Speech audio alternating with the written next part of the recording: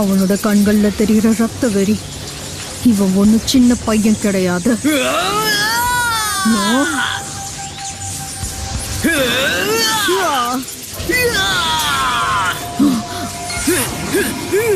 தாமதிக்கிற ஒவ்வொரு நொடியும் அவனோட சக்கரம் பலமாயிட்டு இருக்கு.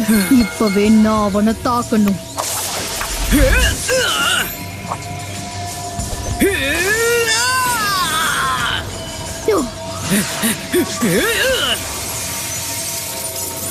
மாட்டிக்கிட்டான். இதுக்கு வாய்ப்பே இல்லை. அவனோட கண்கள்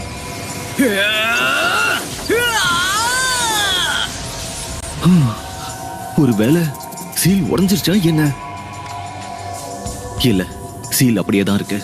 ஆனா அவனோட கோவத்தினால 9 வால் கொண்ட அந்த நரியோட ஆத்மா நருட்டோவோட உடம்புல இருந்து வெளியில வந்திருக்கு. நல்லதா போச்சு. அப்ப ஜெயிக்கிற வாய்ப்பு இன்னும் நிறைய இருக்கு. கண்டிப்பா வாய்ப்பு இருக்கு. ஜாபுசா, இதுக்கு மேல நான் உன்னை ஆளைய விட விரும்பல. நீ என் கூட நேரடியா மோத விரும்புறன்னு எனக்கு நல்லா தெரியும். இப்ப மட்டும் நீ வெளியில வந்தனா இதுக்கு ஒரு முடிவு கட்டிடலாம். சீக்கிரமா வா. உனக்கே நல்லா தெரியும் நம்ம 2 பேருக்கும் நிறைய வேலை இருக்கு. ஆசையா தான் இருக்கு.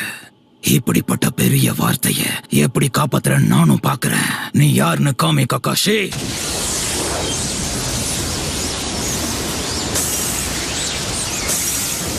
என்னால முடியல. இவனோட எனர்ஜி ரொம்ப பலமா இருக்கு.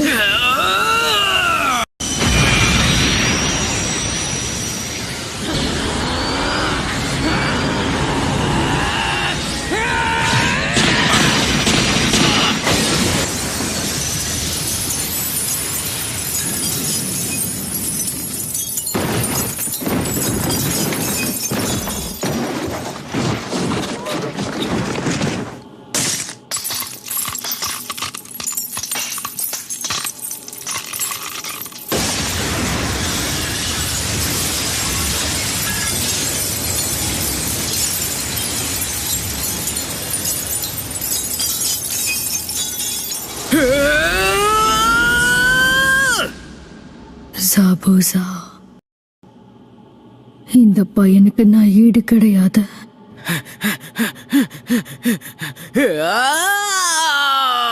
மாஸ்டர்,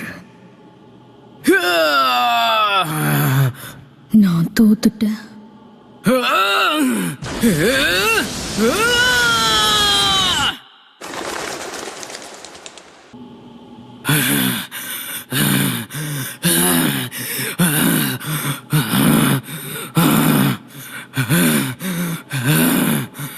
அப்படின்னா அன்னைக்கு காட்டுக்குள்ள என்கிட்ட பேசினது நீதானா? ஏன் தாக்காம விட்ட? என்ன கொன்னு உன் நண்பனோட சாவுக்கு பழி தீக்கிறேன்னு சபதம் விட்டியே. உன் நண்பனோட சேர்த்து அதையும் சாக விட போறியா?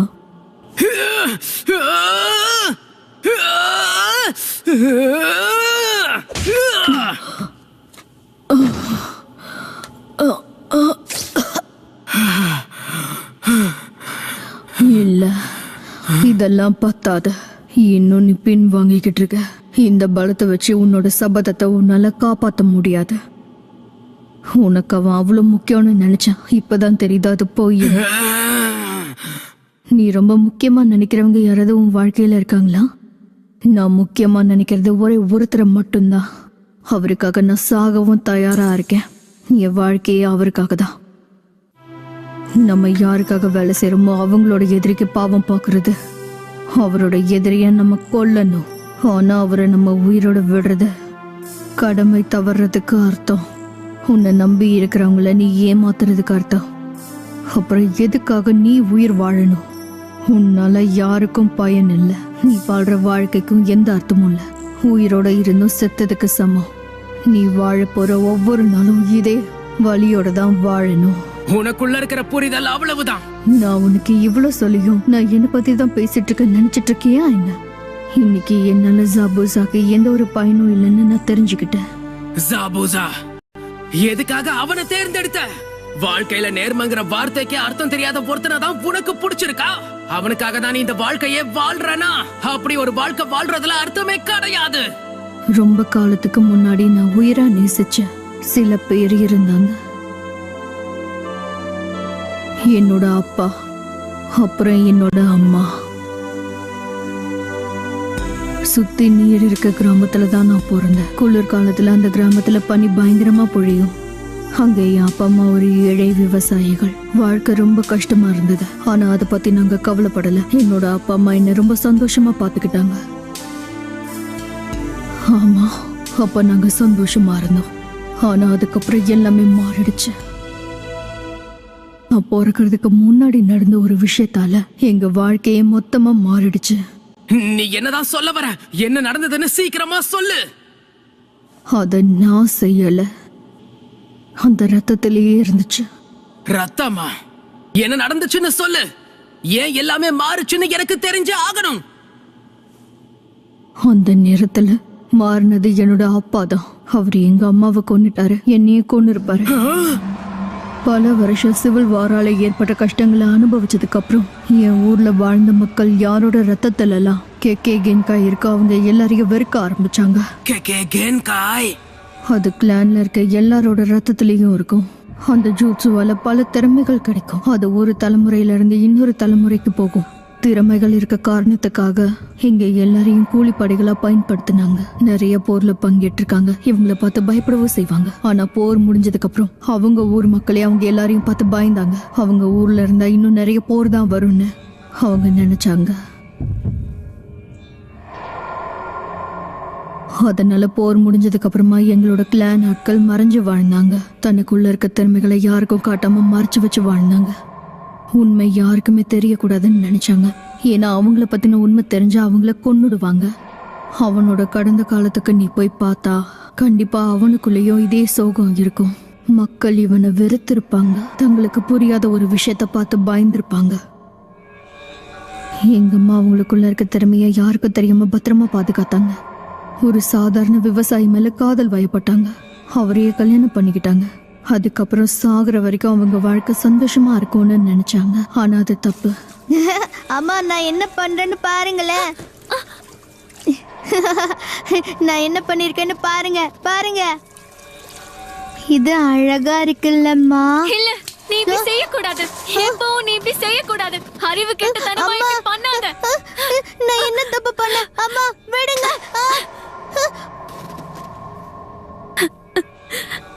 என்ன மன்னிச்சிரு, என்ன மன்னிச்சிரு கண்ணா, என்ன மன்னிச்சிரு. ஆனா எங்க அப்பா அதை பார்த்துட்டாரு. எங்க 2 பேரோட ரகசியம் அவருக்கு தெரிஞ்சிருச்சு.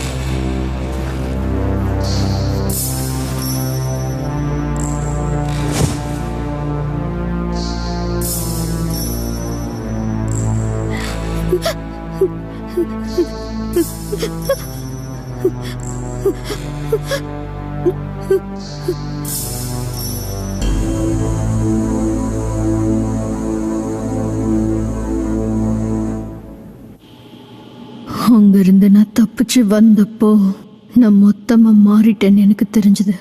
என்னோட அப்பாவும் அம்மாவும் போயிட்டாங்க. அவங்க கூடவே என்னை விட்டு இன்னொரு விஷயமும் போயிடுச்சு. அவங்கள விட ரொம்ப முக்கியமான விஷயம். அந்த நொடியில இருந்து தான் நான் இப்படி மாறினேன். உங்க அப்பா அம்மாவை விட முக்கியமானவனா மாறிட்டானா? ஆனா ஏன்? என் வாழ்க்கைக்கான அர்த்தம். இனி என்னை நம்பி இந்த உலகத்துல வேற யாருமே இல்லை. நான் தேவைப்படாத ஒருத்தனை மாறிட்டேன். அதாவது என்ன மாதிரியே? எதுக்காக நீ ஒக்காகே ஆகணும்னு இவ்வளவு முயற்சி பண்ற? ஏன்னா அப்பதான் உன் கிராமத்துல இருக்க எல்லாரும் உன்னை பார்த்து பெரிய நிஞ்சான்னு உன்னை மதிப்பாங்க.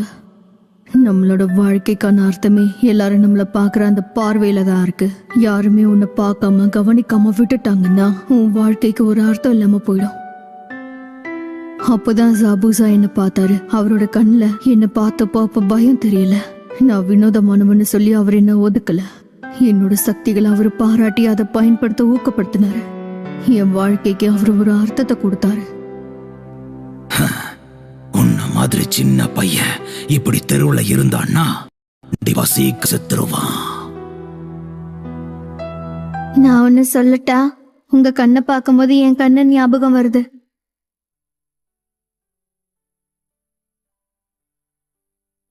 சரி சொல்லு சின்ன பையா, நீ இங்கே இருந்து சாக போறியா இல்ல என் கூட வரியா? உன் வாழ்க்கைக்கான ஒரு அர்த்தத்தை கொடுக்கறேன். நீ என்கிட்ட வேலை செய். என் வார்த்தைக்கு கட்டுப்பட்டு இனிமே வாழ ஆரம்பி. அப்படின்னா இந்த நாள்ல இருந்து உன்னோட திறமைகள் எனக்கு சொந்தமானது.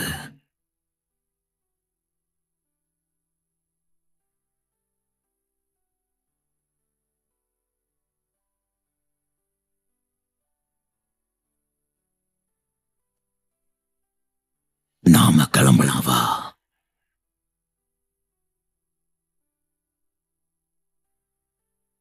நான் சந்தோஷமா இருந்தேன். இங்க என்னோட வேலை முடிஞ்சிருச்சு ஆக்கு. இன்னையில இருந்து இந்த கிராமத்துக்கும் எனக்கும் சம்பந்தம் கிடையாது. ஒரு நாள் கண்டிப்பா நான் திரும்ப வந்து இந்த மொத்த கிராமத்தையும் எனக்கு சொந்தமாக்குவேன். ஆனா அந்த நாளுக்கு முன்னாடி நிறைய வேலைகள் செய்ய பாக்கி இருக்கு. அதை செஞ்சு முடிக்க நீ தான் எனக்கு உதவி செய்ய போற. ஆனா இப்போ உன்னை எச்சரிக்கிறேன், உன்கிட்ட இருக்கிற நட்பு ஊக்குவிக்கிற வார்த்தை எதுவும் தேவையில்லை. இது எதையும் நீயும் என்கிட்ட இருந்து எதிர்பார்க்காத. எனக்கு புரியுது.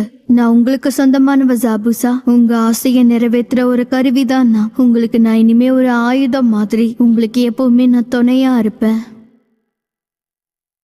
ரொம்ப சந்தோஷம். நீங்க சொன்னதை என்னால செய்ய முடியல ஜாபூசா. உபயோகப்படாத நிலைமையில உடைஞ்சு கிடக்குற ஒரு சாதாரண ஆயுதம் தான் இப்ப நான்.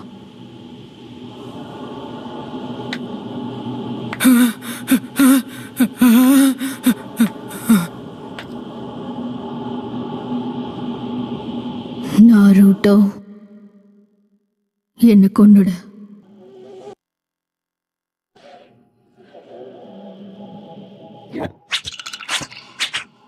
நிஞ்சா ஆர்ட்ட பயன்படுத்த போறேன். ஹெட் ஸ்டைல் ஃபேண்ட் பெர்சு ஜூட்சு.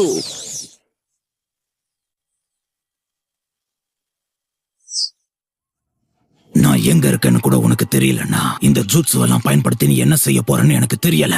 ஆனா நீ எங்க இருக்கன்னு எனக்கு தெரியும். நான் விரிச்ச வழியில யோசிக்காம விழுந்துட்டேன். உன்னை என்னவோன்னு நினைச்சேன் கக்காஷி. நீ சொன்னது சரிதான். இந்த சண்டைக்கு ஒரு முற்றுப்புள்ளி வைக்க வேண்டிய நேரம் வந்துருச்சு.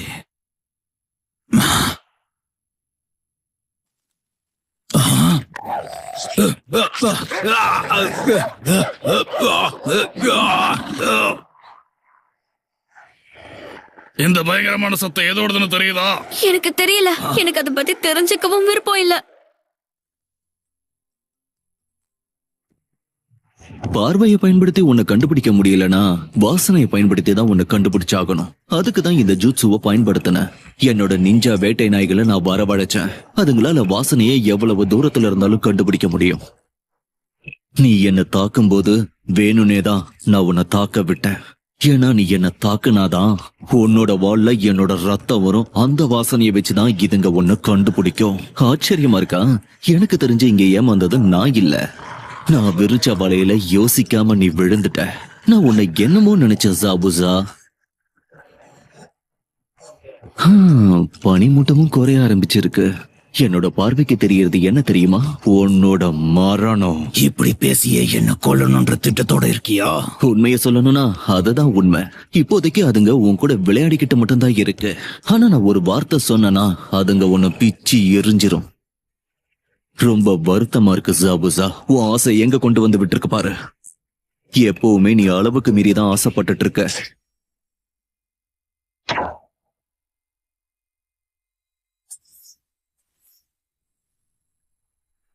மிசுகாக்கே கொலை முயற்சி நினைச்ச மாதிரியே போகல. அப்பதான் நீ கூப்டேட்டாவாக முயற்சி பண்ண. உன் பின்னாடி வந்த கொஞ்ச பேரை வச்சு நீ அங்கிருந்து தப்பிச்சு போன. உன் நாட்டோட டிராக்கர் நிஞ்சாஸும் உன்னை தேடிக்கிட்டு இருந்தாங்க. அப்பதான் நீ இப்படி ஒரு நிஞ்சாவா மாறின. எல்லாருக்கும் உன்னை பத்தி தெரியவும் ஆரம்பிச்சது. இலையில மறைஞ்சிருக்கிற கிராமத்துக்கும் தெரிய ஆரம்பிச்சது. இப்ப திரும்ப போய் மறுபடியும் முயற்சி பண்ணணும்னு நீ ஆசைப்படுற. ஆனா அதுக்கு உனக்கு பணம் தேவை. அதுக்காக நீ காட்டோ மாதிரியான ஆளுக்கு கேவலமா விலை போய் இங்க கொலை பண்றதுக்காக வந்திருக்க. சரி ஜாபுசா, நம்ம பேசின வரைக்கும் போதும். உன் கதையை முடிக்கிறதுக்கான நேரம் வந்துருச்சு. ஆனா நான் ஷெரிங்கான வச்சு பண்ண மாட்டேன். வேற ஒருத்தனோட நிஞ்சா திறமைகளை வச்சு உன்னை கொல்லணுமா? கண்டிப்பா மாட்டேன். இப்ப நான் உனக்கு என்னோட சொந்த ஜூட்சுவை அறிமுகப்படுத்தி வைக்கிறேன்.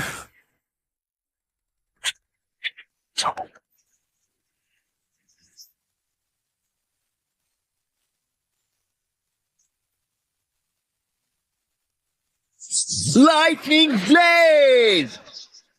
கண்ணுக்கு தெரியற அளவுக்கு அந்த சக்ரா சக்தி வாய்ந்ததா இருக்கு. அது அவனோட கையில வச்சிருக்கான். நான் உன்னை கண்டிப்பா டாசனாவை கொல்றதுக்கு விட மாட்டேன். அவரோட கொள்கை ரொம்ப நேர்மையானது. இவர் கட்டிட்டு இருக்க இந்த பாலம் தான் இங்க இருக்கிற மக்களுக்கு ஒரே நம்பிக்கை. இவரை மட்டும் நீ கொன்னுட்டா அந்த பாதிப்பு மொத்த மக்களுக்கும் தான் இருக்கும். அத பத்தி உனக்கு கவலையும் இல்ல. ஒரு ஷினோபி நிச்சயமா இப்படி இருக்கவே கூடாது.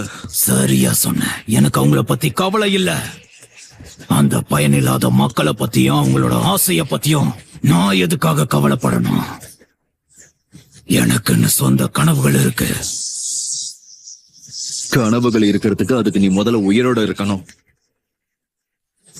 இனிமே அது உனக்கு இருக்காத. உன்னோட உயிரை மொத்தமா எடுக்க போற ஜாபுசா. காத்துட்டு இருக்காத. தாக்கு, என்ன கொன்னுடு. எதுக்காக பின் வாங்குற? இப்படி ஒரு கதையை நான் கேட்டதே கிடையாது. அந்த ஜாபுசா உன்னை அடிமை மாதிரி நடத்திக்கிட்டு இருக்கான். உயிருள்ள ஒரு மனுஷனை எப்படி ஆயுதம் மாதிரி பயன்படுத்த முடியும்? அந்த மாதிரி ஒருத்தனை நீ எப்படி வாழ்க்கையில நேசிச்ச? நீ சொன்னதுதான் காரணமே. இது கேட்க உனக்கு வினோதமா இருக்கா? ஆமா, கொஞ்சம் வினோதமா தான் இருக்கு. அவர் என்ன பார்த்தப்போ வாழ்க்கையில வாழ்றதுக்கு எந்த ஒரு பயனும் இல்லாம இருந்தேன். அது ரெண்டையும் ஜாபுசா எனக்கு கொடுத்தாரு.